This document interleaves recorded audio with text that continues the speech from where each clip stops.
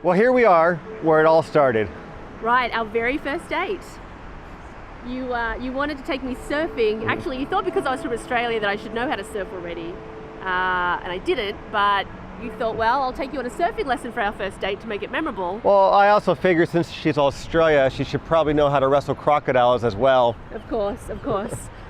And you know, that day, it wasn't just memorable because you took me surfing, it was memorable because your surfboard managed to smack me in the head, knocking me off my surfboard and into the water. Thank you for that, by the way. Sorry. It's become our famous first date story that we tell wherever we go. Yeah, what we call it and refer to it as is love at first smack. Right.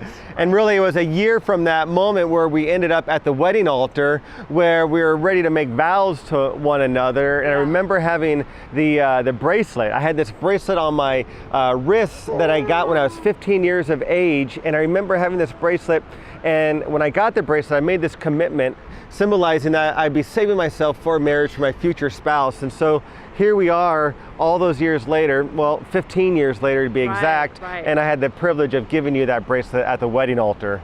Right, and there was literally not a dry eye in the house. It was just such an amazing moment. And you know what that did for me was that it really communicated to me that here's a guy who knows how to be faithful. And so because you had made that commitment and you'd stuck to it, going into our marriage, I felt like, you know, I didn't need to worry if this guy was going to cheat on me or if this guy was going to leave me, because he knew what it took to be faithful, you know, and I think that's given us such a great foundation for our marriage.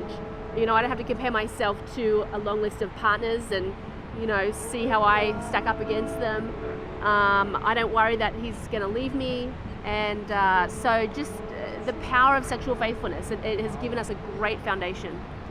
And that's why we're so passionate about sexual faithfulness, because we've seen the positive effects in our lives.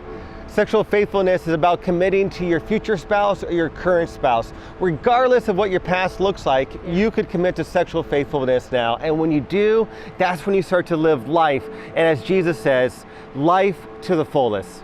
So come along and join the journey with us.